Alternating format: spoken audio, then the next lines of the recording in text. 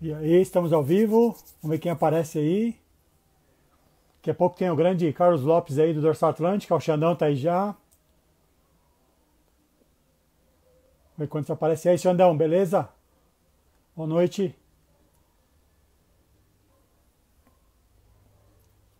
E aí, tá ouvindo legal? O áudio tá bom?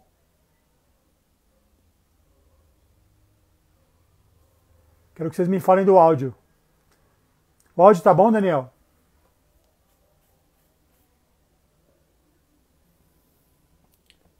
Me avisem sobre o áudio aí.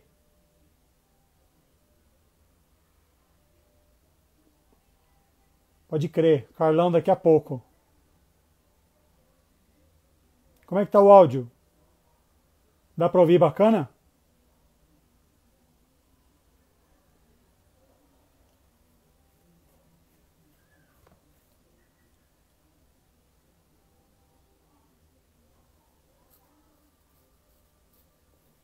Ah, valeu, Xandão. Ah, Bruna. E aí, Bruna, beleza? Vou esperar o Carlão aparecer aí, grande Carlos Lopes. Ah, imagem não tem o que fazer, né, Xandão? Não tem muito o que fazer. E aí, Anselmo, beleza? Márcio, Zac. Belezinha? Vamos esperar aí o Carlão então aparecer aí, o grande Carlos Lopes aí, o Carlos Vândalo também, né? Como vocês conhecem, do Dorsal Atlântica. E aí, Daniel, beleza? Esperar o Carlão, Adriana, Zac, Rafael, Pati. Galera, e aí, beleza? Galera prestigiando aí. Estamos aguardando o nosso convidado aí, o Carlão. Grande Carlão, cadê o Carlão?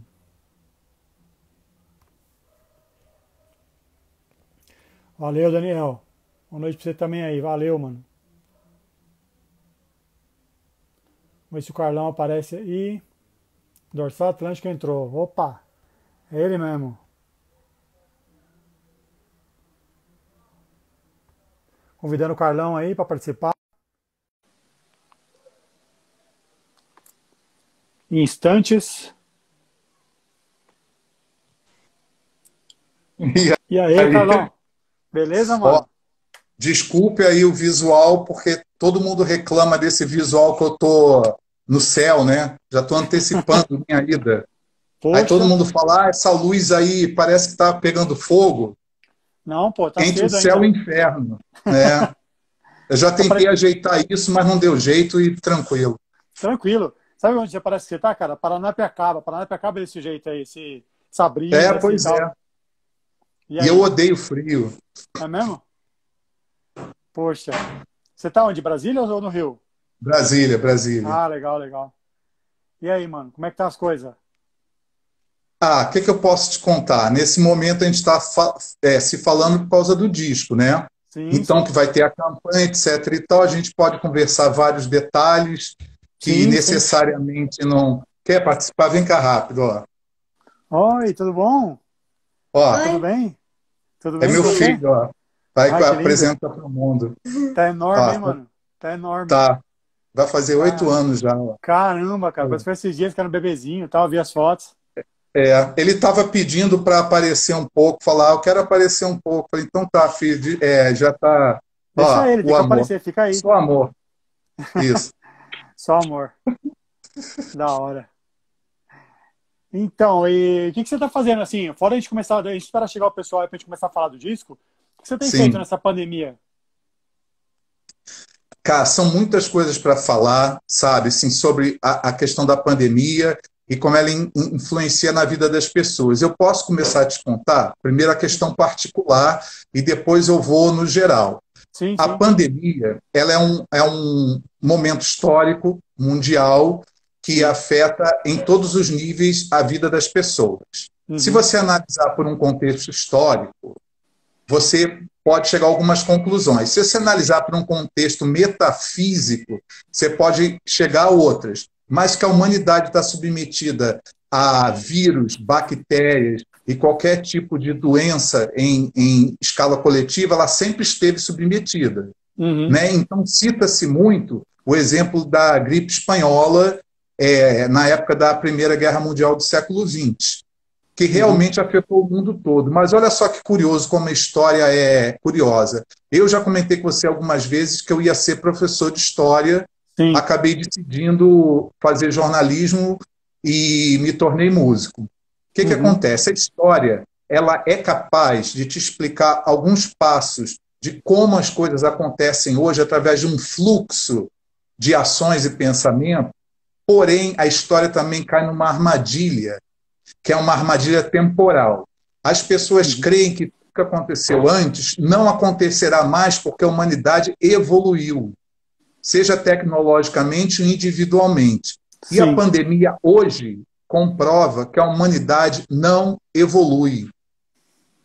Porque nós sempre estamos falando de um ambiente branco, de cidade grande, de primeiro, terceiro mundo. O Brasil, que ainda é a oitava economia do mundo. Mas a gente não está conversando sobre o que acontece na África, nos países mais pobres da África. A gente não tem noção de nada disso. Nós somos, como humanos, uma raça que nasceu para dar errado. Nós somos egoístas, nós não pensamos no bem comum, no coletivo. Então, a pandemia, nesse momento, ela vem de novo trazer essa reflexão do quanto nós ainda vamos insistir em egoísmo, hedonismo e em vontades particulares em detrimento da vontade coletiva e da salvação da própria humanidade. É isso que é a conclusão. E o meu lado particular, que eu ia te falar, que é o seguinte, eu te falei isso também diversas vezes, eu não toco ao vivo desde 2008. Então, eu tenho um processo de isolamento pessoal que já ocorre há muitos anos. Assim, na caneta, eu já posso te falar que 12 anos eu não tiro o pé de casa. Eu sempre trabalho dentro de casa, faço minhas coisas, e o processo criativo, ele é muito individual. Ele não é um processo coletivo. Não é mesmo. Quando você junta uma banda e tal, eu como compositor, eu tenho que criar aquilo tudo e estar inspirado. A banda colabora, cada um com a sua personalidade, para que aquilo tome forma. Tanto quando você muda os músicos, você muda a sonoridade. Mas quando você tem uma linha muito mestra, muito definida do que fazer, não há afetação ou mudança de direcionamento nessas metas artísticas. Elas são o que são. Então, há muitos anos, como eu tenho esse processo de introspecção, a minha criação ela tem ficado mais madura, eu creio, e mais focada. Porque antes, você quando tem carreira, você assina contrato, tem que fazer turnê, tem que dar entrevista, é mais constante e você é mais afetado pelo meio ambiente. Sabe? E hoje eu não sou muito afetado pelo meio ambiente, tanto que uma das decisões que eu tomei há alguns anos foi ser desenhista de história em quadrinhos, que era o meu primeiro sonho. Antes mesmo de começar a tocar. Sim, antes de tocar eu queria desenhar quadrinhos. Então, esse processo de introspecção, ele me deu diversas possibilidades. E por uma coincidência ou uma questão do destino, é como se eu tivesse me preparado antes pelo que a gente está enfrentando agora. Não sei se estou me fazendo entender. Sim. As minhas relações pessoais foram diminuindo, as minhas relações profissionais se são apenas em termos de internet, eu trabalho, envio os trabalhos por internet, não há mais um processo coletivo e nem de contato. Então, isso já me fez acostumar a essa situação. Por exemplo, eu não saio de casa há mais de 2 meses. Caramba. Você acha realmente que eu estou sentindo falta? Não, você já vivia essa quarentena já há anos. Então, eu já faço quarentena há anos. Agora, é óbvio que eu fico preocupado com os trabalhadores, com as pessoas que vão para o supermercado, motorista de ônibus, operário. Isso tudo, como eu tenho essa preocupação social, isso me preocupa demais, porque eu vejo como povo, eu não sei se é o brasileiro em si, eu não sei o que é, mas leva tudo na brincadeira. Então, o dia inteiro, eu vejo, você vai numa farmácia, você vai ver que tem um monte de atendente sem máscara rindo um na cara do outro. Entendeu? Sim. Aqui na porta do prédio, eu vejo o pessoal da coleta de lixo, eles param um caminhão, ficam sentados, né, do lado do caminhão, umas 6 pessoas. todo mundo sem máscara, conversando como tranquilo, entendeu? Não está acontecendo Sim. nada. Igual E aí aqui. vai o quê? Você junta o procedimento do governo, essa postura do governo, soma tudo isso, eu não sei mais o que pensar. Às vezes dá a impressão de que é de propósito, que é uma eugenia consentida, sabe? Que é um processo político mesmo, de você chegar, não, vamos exterminar essa raça porque só os fortes sobrevivem. Ou seja, quem tiver dinheiro, quem tiver estrutura, aí sobrevive, e os fracos caem. Mas a sociedade, ela foi montada, e é montada até hoje, com os fracos. Porque a mão de obra operária é dos fracos. Tá, que meu filho quer que eu mostre isso, que ele fez. Que da hora. Que legal. É, Ó, que ele, ele, lindo. ele fez com o Minecraft no Isso. Lego, né? Na Que verdade, lindo. ele disse que é a Chica Ó, do FNAF.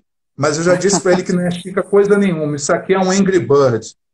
Angry Bird. Tá feliz? Ó, dá louca. Não é um Angry Bird. Não é? Ó, é o tio Luciano. Fala assim, oi, tio Luciano. Oi, tio E aí, Luciano. tudo bom?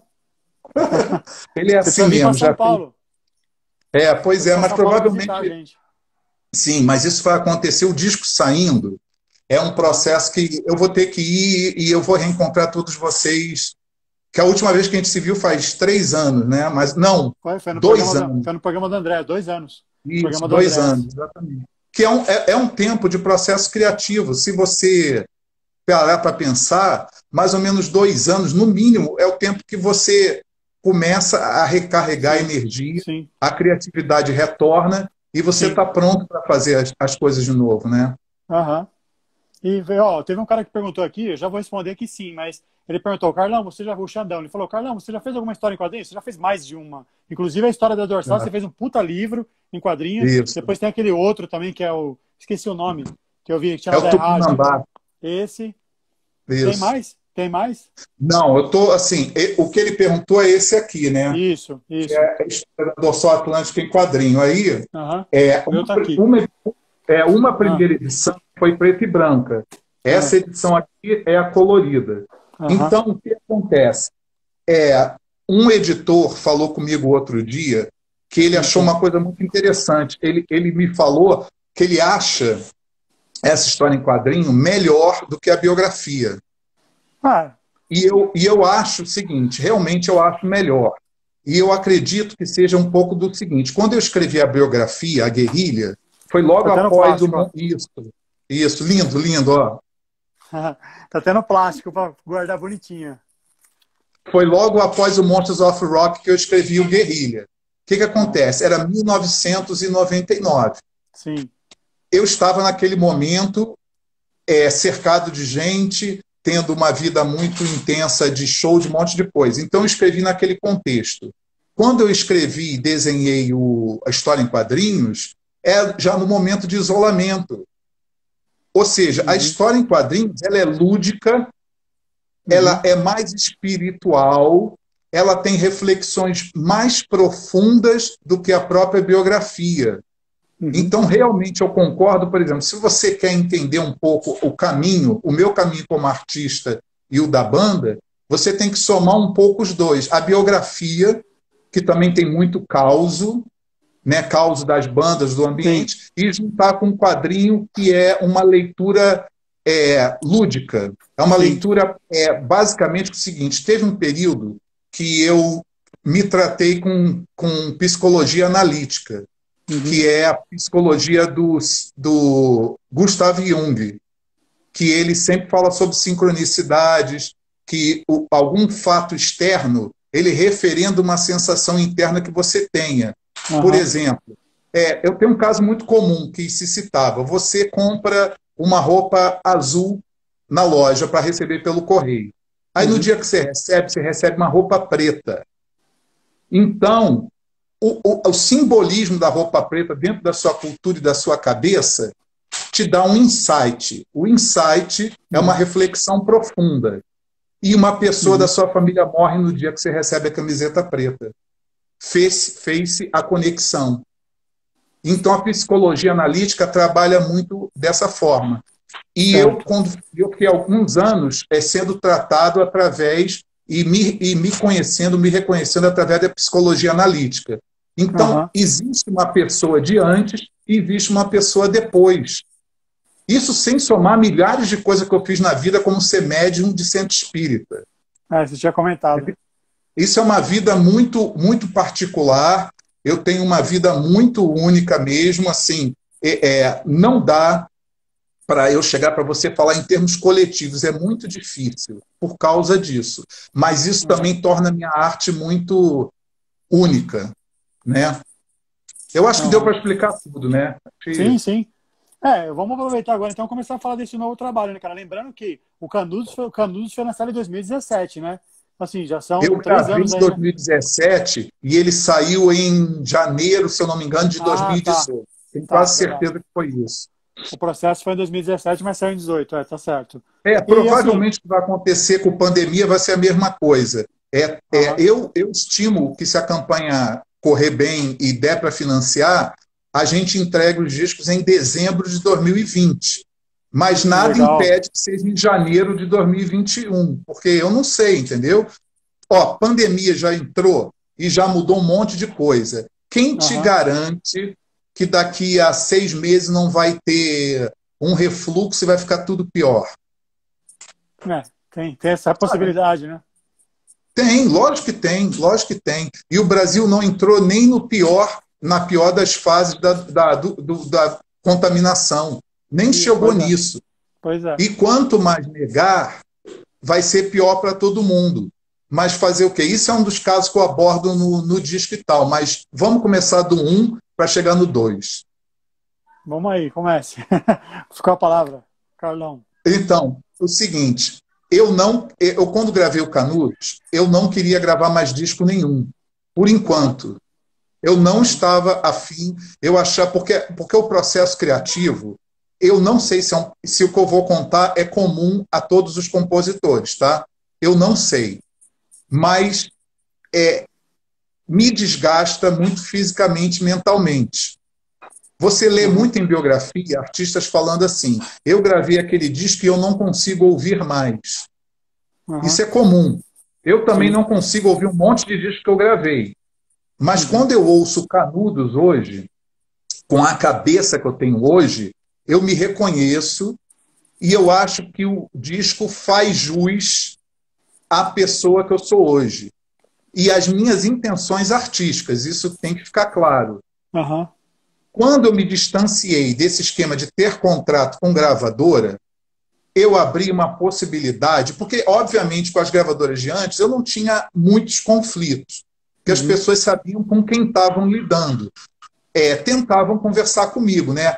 Você podia fazer um disco mais comercial. E comercial tem que se deixar claro o tempo inteiro que não é o Poison. Então. Não é isso. Porque todo disco que agrada uma parcela do seu segmento é comercial. Toda banda que tem sucesso é comercial. Pode ser de black metal, pode ser de qualquer estilo. Ela é comercial. Então, na hora que você não agrada a ninguém, entre aspas, você é totalmente anticomercial. E eu vou te dar, assim, só para caminhar para o disco, mas eu queria fazer uma apresentação, que eu tive um insight agora, porque a gente estava falando sobre a psicologia analítica, e esse insight eu acho que é importante citar. Eu acredito que eu não tenho paralelo dentro do movimento de metal no Brasil. Assim, a minha vida, a minha cabeça não tem paralelo, é muito individual. Porém, eu posso te citar 2 exemplos no Brasil que necessariamente não são parecidos comigo, mas têm muitas similaridades.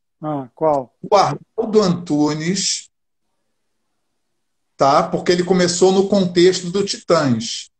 E ele expandiu, sendo como ele é paulista, ele foca muito numa leitura artística de São Paulo, que é o movimento concretista e o concretismo, a poesia concreta. Isso é muito paulista, né? É a poesia dos edifícios, do carro e do motor. E o que acontece? eu me assemelho e eu tenho muitas coisas em comuns com as reflexões e os trabalhos do Arnaldo. E a pessoa que eu mais simpatizo, e eu acho que mais parece comigo, de certa forma, dentro da música, é o Tom Zé. Caramba! Você pode achar curioso isso que eu vou te falar, mas tem uma pergunta. Todo documentário que você vê sobre tropicalismo vão fazer a mesma pergunta para o Tom Zé e vão fazer a mesma pergunta para o Gilberto Gil e para o Caetano Veloso. Por que, quando vocês fundaram o tropicalismo, o Tom Zé não fez parte? Boa Isso pergunta. não tem resposta até hoje. Porque Não se você resposta. pegar o primeiro disco, o Marco do Tropicalismo, que é aquele LP, eu não lembro se chama Panis et Circenses, eu não lembro mais se é dos Mutantes, é um LP que estão todas aquelas cabeças do tropicalismo numa foto. Tem a Gal Costa, tem o Caetano, tem o Gil, eles estão com tapete. Alguém que deve estar vendo o programa agora vai lembrar do nome do disco, eu realmente não lembro. Que eles, inclusive, gravaram Vicente Celestino, que era o grande nome da música chorosa brasileira da década de 30 e 40. Então, qual era a gênese do tropicalismo? Era tropicalizar a informação estrangeira, pelos moldes da antropofagia. Você pega tudo que é estrangeiro, come e deglute. Seja através do mingau, você sabe que os índios comiam mingau. Quem inventou mingau foram os índios. Mas você sabe do que era feito mingau, né? Não. De cérebro. Cérebro? Exatamente. Caramba. Os índios matavam o inimigo e, através do cérebro, eles comiam o que havia de melhor no inimigo. E você tinha uma forma de lidar com o inimigo, não é a forma ocidental de matar e enterrar. Você reconhecia o valor do inimigo e queria absorver o que ele pudesse te dar de bom. Então, o mingau, ele é vísceras, rins, fígado, cérebro. Esse é o mingau que os índios comiam. Então, o movimento tropicalista é extrair o melhor do que há do estrangeiro, mas tem que ser feito com um viés e com uma visão brasileira. Então, eu me sinto tropicalista. E o Tom Zé participou do início do movimento, mas, por algum motivo, ele meio foi posto de lado. Entendeu? Tanto que a carreira dele só voltou a crescer quando o David Byrne, do Talking Heads, né, fez aquela gravadora e lançou o Tom Zé nos Estados Unidos. Então, o Tom Zé virou uma entidade à parte. Então, por isso que eu te falar, se você chegar para mim e perguntar, é óbvio que eu cresci escutando Black Sabbath, Judas Priest, tudo isso. Eu tenho muita afinidade com eles em muitos pontos, mas eu não tenho afinidade intelectual. Entendeu? É isso. Eu só tenho afinidade intelectual sem querer dar uma de besta, de convencido, de mais inteligente. Isso eu não posso fazer nada. É como eu me sinto, é como eu sou.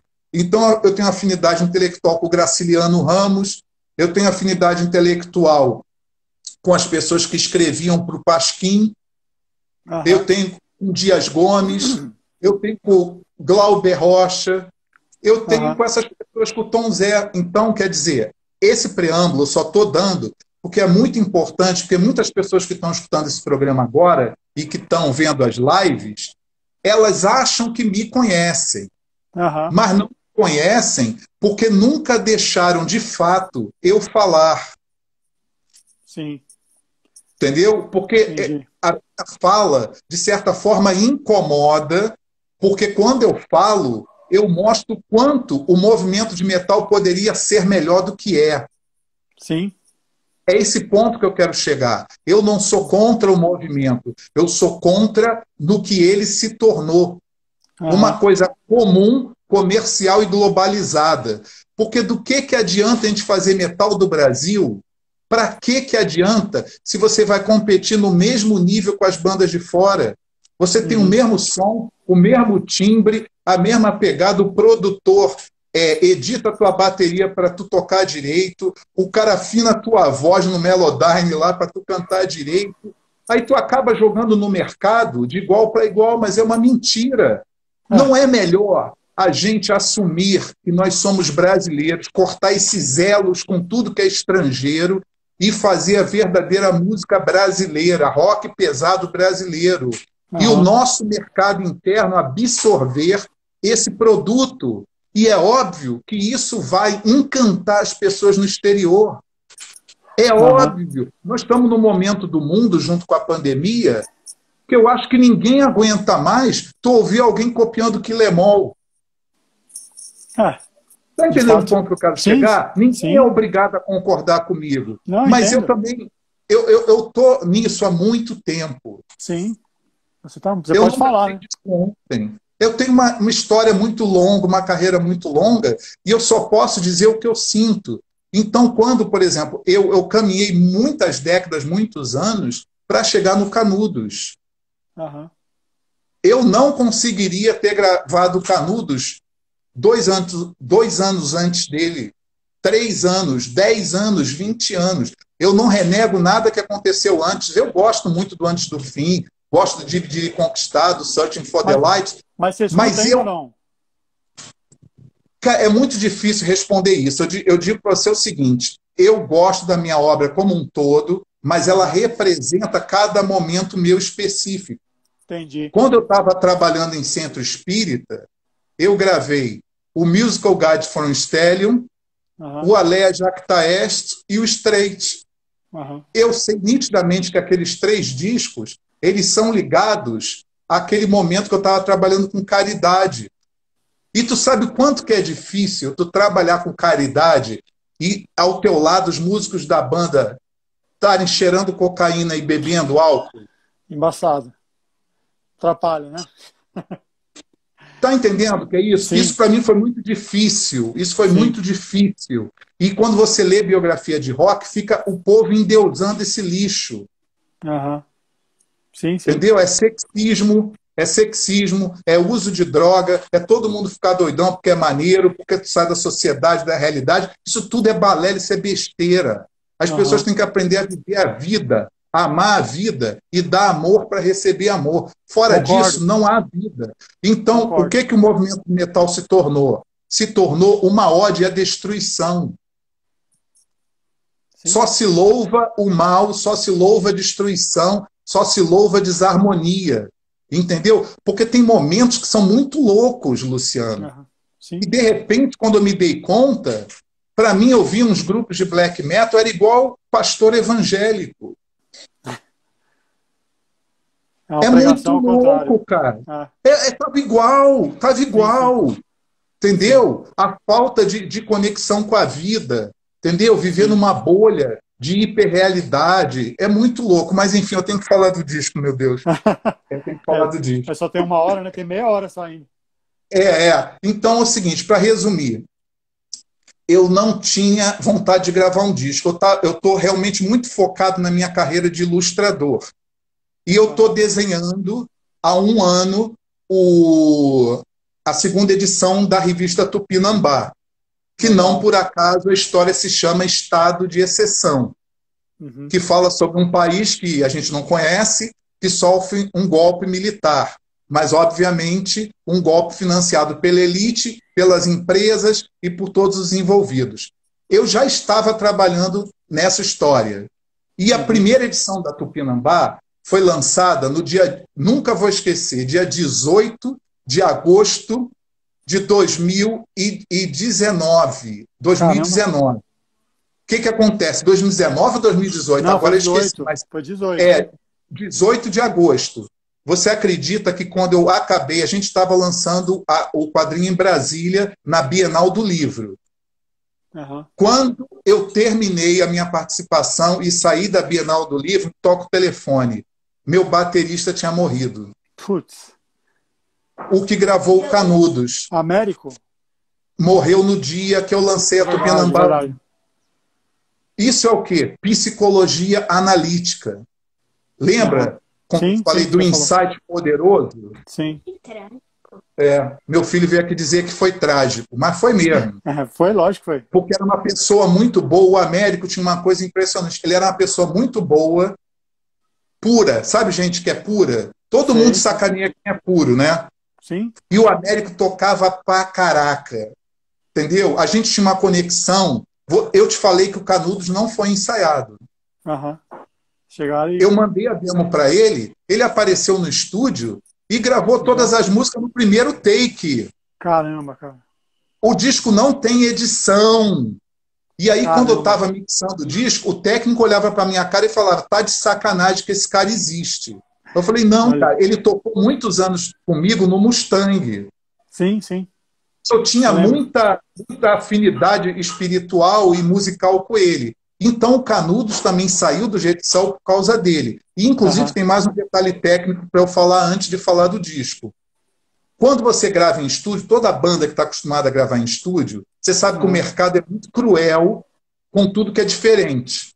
Né? É muito cruel. O que é ser cruel? Se você não editar a sua bateria, se você não afinar a sua voz, o mercado te engole, porque o público não quer saber. O público não está nem aí para a verdade. É nesse ponto que o alternativo e o underground se soma ao comercial e aos playboys que tanto criticam. Porque a playboyzada toda vai para estúdio, você está cansado de ouvir aquelas vozes feitas de robô, né? Que é moda desde a época da Madonna. Sim. Ali ninguém canta nada, ninguém quer saber de nada, o negócio é botar aquele produto no mercado. Mas quando essa mentalidade de estúdio entrou na música alternativa, ela estragou a música. A música de verdade tem que ser feita ao vivo, como o Led Zeppelin gravou, como o Black Sabbath gravou, o Motorhead gravou, o Iron Maiden gravou. Música de verdade é para ser feita de verdade. Tem que parar com a edição. Aí, quando a gente foi editar o Canudos, você sabe que você pega a caixa de bateria, bumbo, você engrandece, normal, todo mundo sempre fez isso. E aí a gente tinha uma dúvida, que é o seguinte: você ouve a bateria e o técnico de gravação falou comigo: cara, vamos botar essa bateria mais poderosa ainda? E eu falei com ele: não. Deixa soar como é. Ah, mas as pessoas podem não entender. Aí o que eu faço? FODA-SE.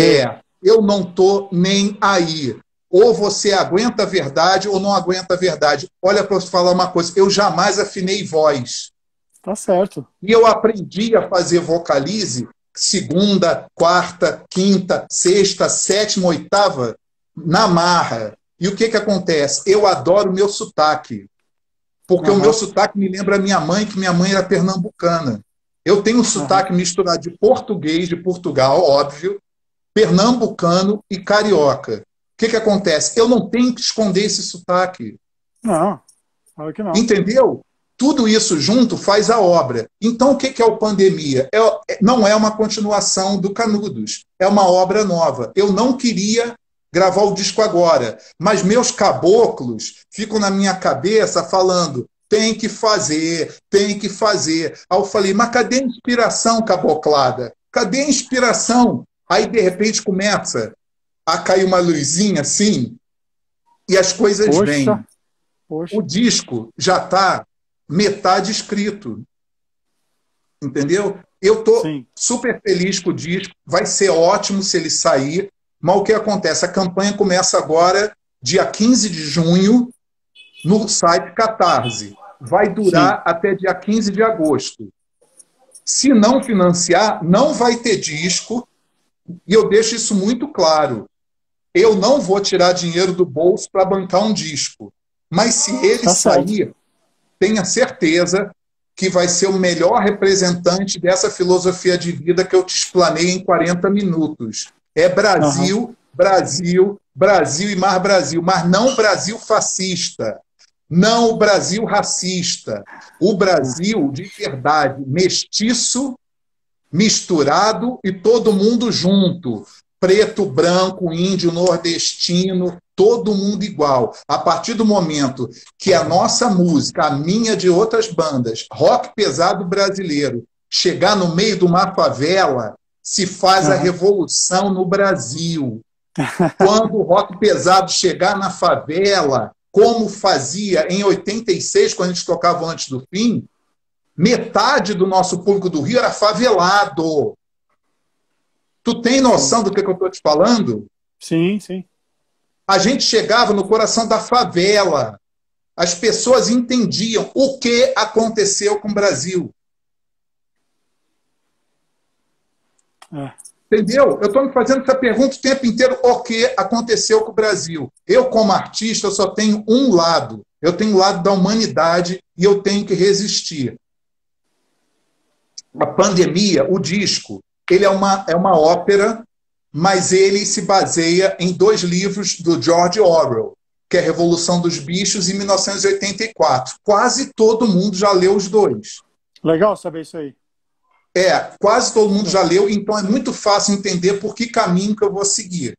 Obviamente, as letras são muito fortes, são poéticas, humanistas, e se referem a um país que a gente está perdendo. A gente está perdendo. E se deixar perder, já era. Porque eu cresci numa ditadura. Meus vizinhos de porta foram torturados. Eu sei muito bem como é que funciona isso. Então, quem está de brincadeirinha, achando que isso vai ser bom, o que vai acontecer com o rock pesado, o heavy metal? Ele vai se submeter a isso? A apoiar uma ditadura? É isso? Porque de onde eu vim do subúrbio, da favela, da periferia, era ali que a dorsal era entendida. Isso acontecia no Rio, porque as pessoas entendiam a gente em Duque de Caxias, entendeu? Era ali que entendiam a gente. São João do Meriti, antes da gente ir para a zona sul do Rio, que é a parte rica. E em São Paulo, as primeiras pessoas que apoiaram a gente, que realmente deram sangue, era o ABCD. Minha terra. Não era capital. Não era capital. A capital demorou a entender e a gente teve muito problema em ser aceito na capital. Na época, quem sempre deu suporte para a gente foi a Rock Brigade. Sim. Desde a época de Zine. Né? Então, a Rock Brigade cresceu, a gente cresceu junto. A gente foi adotado por São Paulo através da Rock Brigade. E daí nossa carreira cresceu para o Brasil inteiro. E eu não vou esquecer isso nunca. Eduardo Bonadia, que acabou de falecer, ele é um dos maiores apoiadores que a gente teve. Ele adorava a banda. Depois que, obviamente, eu comecei a minha cabeça a ficar muito mais artística, ele também passou a não entender. Normal. Mas isso faz parte do processo criativo. Eu acho que falei muito, não falei? Nossa Senhora. Não, que isso.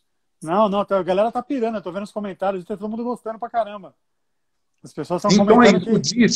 O disco vai ser financiado e ele vai ser gravado, uma parte em Brasília, outra parte no Rio, vai ser mixado em outro estado ou não, masterizado. É um disco brasileiro feito em diversas partes. O disco que eu tenho na cabeça, se sair, ele é um além Canudos. É o Canudos, mas ele está indo mais radicalmente adiante. Pelo Brasil, pelo Nordeste e pela unificação das raças e das etnias. É uma coisa muito mais profunda. E outra, lembrando que a arte ela é feita para incomodar. A arte ela não nasceu para contemporizar. A arte que contemporiza não é arte. Então é isso. Eu sempre vou falar para você, eu não sei qual é o teu público, as pessoas te acompanham, mas eu já tenho um carinho por você há muitos anos, para cansar de saber. Eu também. Você é amigão. Homoerótico já, quase, né? É quase homoerótico. Então, o que acontece? São Paulo sempre foi muito importante na minha carreira. Mas é óbvio, teve momentos clássicos que é assim, eu não me considero velho e me considero mais sábio do que eu era quando eu tinha 18 anos. A minha criatividade não se esgota, nunca. Então, essa campanha, primeiro, é para gravar um disco. Ótimo. Sim. Será que vai ter mais verba do que a gente vai pedir? Tomara, porque vai dar mais horas de estúdio, vai poder trabalhar melhor, com melhores condições. Então, o que eu quero é lançar em CD, em português, e fazer uma versão em LP. Porém, você sabe que é muito caro para prensar LP. Sim. Então, nós encontramos uma solução que é prensar artesanalmente. Poxa. Há um selo em Brasília que a gente já fez uma parceria muito boa, que é a Lombra Records. Eles têm a máquina de prensar vinil em casa. Puta, que legal isso. E aí a gente já fez, a gente lançou uma quantidade experimental da nossa primeira demo, através da Lombra, que era a demo, a primeira que a gente gravou em 1982. Caramba. E é lindo, o disco é lindo, tudo fica lindo. Então, o que acontece? Dá para fazer o Pandemia em um vinil duplo de 10 polegadas. Tu sabe 10 polegadas? Sim, sim, sim. Que é o maior que compacto, menor que LP. Sim, fica no meio. O disco todo cabe em vinil duplo de 10 polegadas. Isso deixa cada unidade mais cara, muito mais cara que fazer um LP comum. Mas isso vai depender dos apoiadores. Se eu tiver pelo menos 100 pessoas que queiram comprar LP, eu consigo prensar em fábrica e reduzir o custo. Sim. Se só 50 pessoas me pedirem o LP, vai ter que ser artesanal. Mais caro, mas vai rolar. E a gente vai fazer tudo que tem que fazer. O CD, o LP, camiseta. Vai ter camiseta do Clube Dorsal, que chama Time Guerrilha. Porra. Que é com as cores do Botafogo. Me perdoa, gente. Entendeu? Mas só vai entrar preto e branco. Desculpa. Não vai entrar vermelho nem verde. Então. Pois é. Vermelho e preto. E aí, é tudo isso.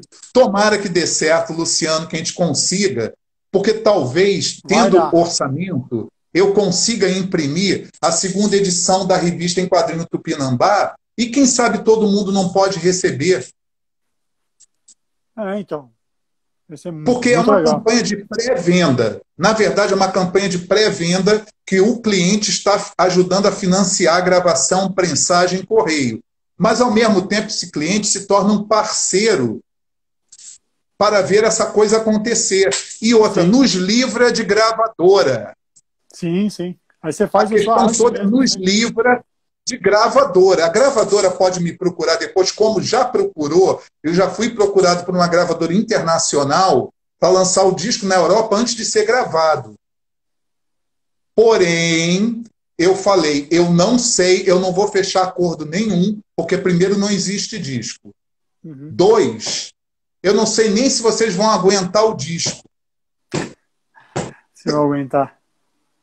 Eu não sei, entendeu? Porque cabeça de gringo, tu sabe como é que é. O cara não faz gravadora para perder dinheiro. Aí eu vou me aparecer com um disco lá do Agreste. Você sabe qual foi meu apelido que eu saí da gravação do Canudos? Muito engraçado. Qual foi? Carl. Vem logo aqui. Você tá doido? Vem logo. Dá um tchau para todo mundo. Ó. Dá tchau, pessoal que tá te vendo. Dá tchau. Ele tá doido para aparecer, tá pedindo o tempo inteiro. Ó, aí o que acontece? Nem te conto. Nem te conto. Venha para Dedéu, canta para Dedéu. É um negócio impressionante. Ele canta, é muito afinado. Aí, ó, vai ser artista. Não tem quem puxar. Vai, já tá com todo jeito. Vai jogar. Tá, vai jogar lá, filho. Aí o que acontece? O gringo, ele vai ouvir um treco desse. Eu ia te falar o negócio do apelido. Eu saí do estúdio de Canudos com o apelido de Fred Mercury do Agreste. Fred Mercury do Agreste. Por quê? Porque eu ia abrindo as vozes e fazendo as vozes. Sabe? Para fazer um coro, tipo Bohemian Rhapsody, que você abre as vozes. Mas eu nunca estudei. Caramba. Então, meu ouvido forma o acorde e eu canto aquela nota. Eu não tenho técnica nenhuma. Eu já perdi a voz, já fiquei sem voz. Eu não tenho técnica, eu não sei cantar. Mas o que acontece? Eu parei de cantar o gutural antigo que eu tinha antes, porque eu estava perdendo a voz. Eu nunca te contei isso, não? Não. Eu quase perdi a voz no final dos anos 90. Eu tinha quase que operar. E o médico falou para mim, olha só, você só tem uma condição. Você tem que mudar o jeito de cantar. Caramba.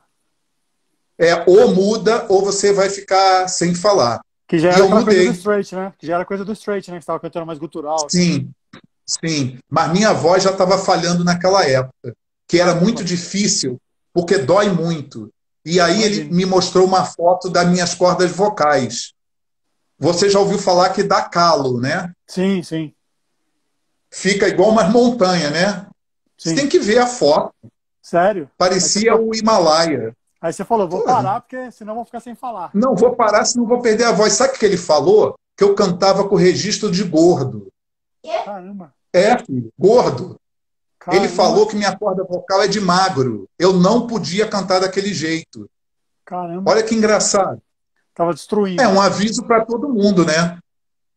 É, Na verdade, eu estou dando um aviso a todo mundo que canta aí, Sim. porque um dia vai perder a voz. Entendeu? Sim, se não tiver se você técnica, não tiver técnica, se você não aprimorar a sua técnica, para que serve técnica?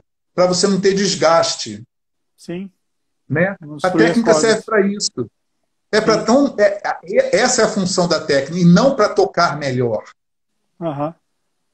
Tocar melhor ou pior é uma contingência. Porque, por exemplo, você já está cansado de saber, acho que todo mundo está cansado de saber, que eu decidi tocar guitarra não foi pelo heavy metal, porque nem existia basicamente movimento de heavy metal. Sim, sim. Eu resolvi tocar guitarra pelos Beatles. Caramba. Já comentou isso na rádio aquele dia. Eu queria tocar, eu adorava Beatles e adoro até hoje, eu queria aprender. E aí o que aconteceu? A minha geração viu nascer o Punk 77. Sim. Então eu fui submetido a Sex Pistols, The Clash, The Jam, Pat Smith, entendeu? Aquilo me fez querer tocar guitarra. E eu gostava ao mesmo tempo de UFO. Eu também queria tocar igual o Michael Schenker. Era uma confusão. Aí foi misturando. E eu falei, cara, por que eu não posso somar esses dois gostos? Ou seja, por isso que eu te falei que eu descobri que eu era tropicalista. Eu queria ser brasileiro, tocar como Michael Schenker e ter o mesmo poder do Sex Pistols. E eu queria ter toda a linha melódica dos Beatles. Você sabe qual é a minha banda de rock brasileira favorita? Disparada, que eu acho que é os Beatles do Brasil, não tem nada igual, são todos gênios. É o Mutantes. Novos Baianos. Novos Baianos. Bem eu sempre diferente achei o negócio ali. Mutantes muito bom, mas eu acho o Mutantes antigo uma paródia. Você entende o que eu quero te dizer? Uma paródia. Sim. Sempre estava fazendo piada de algo. E aquilo não me agradava muito. E os Novos Baianos, eu tinha horror de hippie. Eu tinha incômodo, eu era garoto, eu cresci com um hippie do meu lado. Mas, entendeu? É isso, eu sou a soma desses mundos. Caramba. É isso. Carlão, fala uma coisa, meu. Você já decidiu a banda que vai gravar com você? O batera, o baixista, ou você mesmo vai gravar? Não, eu tô testando alguns bateras e tô ouvindo alguns bateras. Pode ser que eu grave com um só, mas pode ser que eu grave com 5. Certo. O baixo vai ser você mesmo que vai gravar? O baixo vai ser você mesmo? Não, vai ser meu irmão. Ah, vai ser seu irmão, legal. Não, meu irmão. Vai gravar no Rio. Que legal. E fala uma coisa, vai começar dia 15, eu estou vendo aqui na tela do computador, vai começar dia 15 o financiamento coletivo. Vai até quando? Qual é o prazo? 15 de agosto. Ah, então a pessoa tem 2 meses aí para a galera arrepiar aí. E já 2 tem, meses. Essas informações estão todas na página do Facebook do Dorsal Atlântica, para quem quiser depois conferir. Legal, legal. Legal pra caramba. Exato. Cara, vamos torcer para que dê certo, cara, porque, puta, já tô vendo mais história acontecendo aí, igual foi o Canudos, você com o novo trabalho. E fala uma coisa, você vai usar aquela guitarra lá, a guitarra baiana lá que você usou no Canudos? Só vou gravar o disco. Outra decisão que eu tomei é não voltar a tocar guitarra grande mais. Sério? Você gostou da guitarrinha? Eu tô apaixonado e você sabe que é outra afinação. Sim. Então eu tô reaprendendo a tocar do zero. Uhum. É completamente diferente. Mas a corda mais grave é uma corda de baixo. Puxa, caramba. Entendeu? Monstro. Aquela coisa... É mais pesado, a guitarra é mais pesada que uma guitarra convencional. Por ser pequena, ela tem mais médio, que aproxima ela do meio de um som mais tradicional. E ela tem uma corda mais aguda que uma guitarra convencional. Uhum. Então ela me permite ser mais grave e mais agudo. Só que eu tomei a decisão de não tocar mais guitarra grande, entendeu? Só a guitarra baiana. Ah, legal, que é uma coisa bem brasileira também, né? Aquele som dela também, ó, que vai dentro do que A você única fala, coisa né? que me interessa, Luciano, é o Brasil. É a única coisa que me Certo. interessa. O Brasil que eu amo, entendeu? Ó, Eu não quero saber de mais nada. certo, vou só te dar uma pausa, porque tem uma coisa importante para falar aqui. Tem um amigo nosso aqui Sim. do Chile, o Eduardo Jarre, ele toca na banda Mago lá do Chile, ele está aqui na live. Ele acabou de falar, acrescenta PayPal nas opções de pagamento. Isso é muito importante, porque gente do mundo inteiro pode participar. Vai ter PayPal? Vai ter opção de PayPal Provavelmente sim, mas a gente já teve problema Ah, quando tem campanha, a gente recebeu o pedido da Alemanha, da França, aham. Portugal, e não cobria o correio, Putz. Sério? entendeu? A gente teve que dar porque a gente cumpriu a palavra, mas era uma fortuna para Vê, enviar o CD físico. mas vê alguma E forma eu trabalho ainda. de acrescentar isso para o exterior, né, cara? Seja Sim, para América do Sul, vê, porque é legal, a galera quer participar, aqui nele escreveu. Ele é um grande entusiasta do metal, ele tá sempre participando das lives, tem a banda dele que é legal pra caramba, e ele é um cara que com certeza vai querer esse CD, ele tem todos os Dorsais antigos. Então, assim, com certeza isso é legal, cara. Não é não? ótimo. Muito legal. E como Já é que deixou nós claro estamos aí de que vai tempo? querer. Tem mais 8 minutos. Tem mais Oba, 8 minutos. 8. 8 é outra coisa de psicologia analítica. Ah, Porque, ó, eu nasci dia 28 de agosto, que é dia 28/8. ah. Pode vir. E eu nasci 28 de setembro de 2012. Caramba! Ele falou que nasceu no dia 28, mesmo dia que eu. O seu também é 28? Um mês depois, Ah, o seu é eu agosto, sou né? 28 de agosto Eu sou e ele é 31 de 28 agosto. de setembro. Você é de Caramba! que data? 31 de agosto. A gente é de virgem. Meu irmão nasceu no dia 31 de março, que foi o golpe militar de 64. Caramba, que data! Que data. Que data! Então continua falando do disco aí. Vamos vender esse disco aí. Vai, explica mais aí. Conta mais um pouquinho. Como que as pessoas vão É, poder. a história, o básico da história é o seguinte: pandemia fala sobre um país chamado Brasilândia, Aham, em que vivem três etnias. O império, que é governado pelos equinos. Os aham, cavalos, éguas, governam com o império. aham, Eles são sustentados por uma outra etnia que é de símios. E os generais são os gorilas, que é uma coisa que eu inspirei-me livremente no Planeta dos Macacos. aham, E a terceira classe de pessoas ou de animais são os caninos. aham. Os caninos são um povo. E dentro desse povo tem os que obedecem e os que Sim. não querem obedecer tem os caninos arrancados. Nossa. Então tem muito cão banguela, tem muito Caramba. cão banguela em Brasilândia. Então o rei precisa de um primeiro-ministro, que é um chanceler. Aham, Abre-se uma eleição e tem dois candidatos. Um jumento, que ninguém sabe de onde veio, que é muito burro, e um aham, cão operário. Um juiz, pato marreco, prende o cão operário para que ele não aham, concorra ao cargo de primeiro-ministro. Então o jumento ganha. Assim que o jumento ganha, ele impõe o plano dele, que é disseminar a pandemia da burrice, do racismo e da ignorância entre o povo. E aí aham, os apoiadores dele destroem terreiros de candomblé, queimam livrarias, invadem faculdades e destroem todo resquício de inteligência e livre pensar do país. E o final da história você já deve imaginar como é. sim, sim. Que barato, cara. É sensacional isso aí. Vai ser muito bom isso aí, cara. Mais Espero uma que aula. role. Espero que role. Porque Não, eu vai rolar, acho cara. que esse disco, nesse momento, dignifica várias coisas. Uma coisa, que pensar, ser inteligente é importante. É importante para todos. Sim, Não é porque todas as pessoas não conseguem ter acesso à cultura que ela tem que adorar e idolatrar a burrice. Isso não é possível continuar. Ah, mas eu não tive chances de estudar, meu amigo. Então pega uma hora do teu dia e lê um livro. Vai na sim, internet e para de ver mulher pelada e vai sim. ler, vai estudar.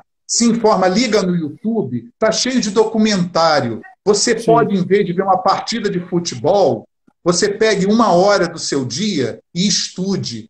Você Sim. pode ser pobre, de qualquer raça, qualquer idade. Você tem o livre direito de ser inteligente, de questionar o mundo à sua volta. Tem que parar com essa história de fake news, mentira, meias-verdades, porque a gente chegou num nível de idiotia que é incompreensível. Esse seu amigo do Chile da banda, uma coisa que eu vou falar para ele, que os chilenos não têm ideia do quanto que o povo no Chile influenciou agora o povo no Brasil a agir. Porque o brasileiro, em tese, é acovardado. O brasileiro tem medo. O brasileiro não age. Então, um traço de característico da nossa brasilidade, que o Monteiro Lobato, escritor, citou muito bem, é o daquele cara do interior que não quer saber de nada.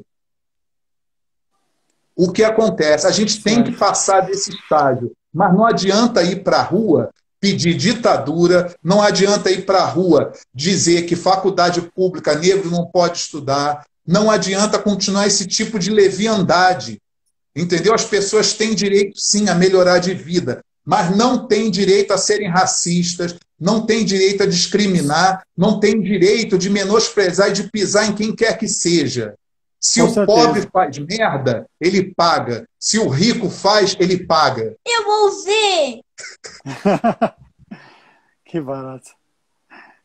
Isso Tá aí, certo, o mano. Brasil é de todos nós. Porém, o Brasil é das pessoas que têm amor no coração e não ódio. Isso não pode continuar. Que vai chegar, vocês sabem aonde vai chegar. Na mesma conversa de sempre. Nazismo, fascismo, morte, campo de concentração. É o que vai acontecer. Ó, em cima do que você falou, o Eduardo do Chile acabou de falar aqui, ó. Aqui o governo tem medo do povo, lá no Chile. O governo do Brasil ainda não tem medo. Não, Mas não tem se nada. o povo se erguer, vai ter.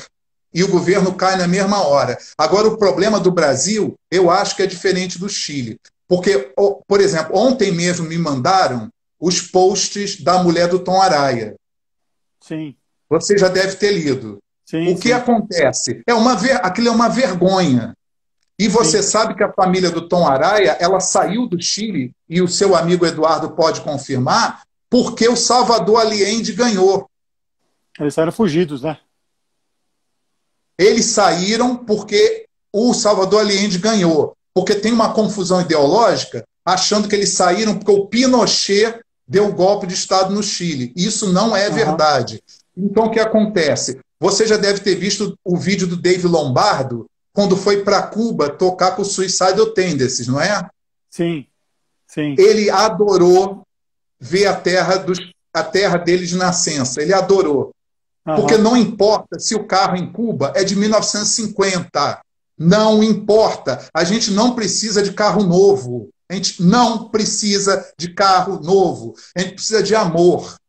A gente precisa que a sociedade seja justa para todos. Para todos. Sim. Que a medicina seja gratuita e justa. Que a educação seja livre, gratuita e justa. Não importa. Então essas conversas têm que terminar. E é muito triste para mim, que comecei como humanista nesse estilo de música, ver o quanto que foi denegrido a ideia, a concepção original do que era o rock pesado no Brasil. Não era para ser isso que se tornou. Não é. O rock pesado é do povo, não é fascista. Sim. É isso aí, ó, Carlão, não quero te cortar, mas falta 44 segundos, está diminuindo, está aparecendo aqui, o tempo é restante. Então, ó, eu queria te agradecer demais por participar da nossa live. Depois eu vou te convidar para participar do nosso podcast, para você participar do nosso podcast, para trocar mais ideia, que lá não tem tempo, você pode ficar o tempo que você quiser.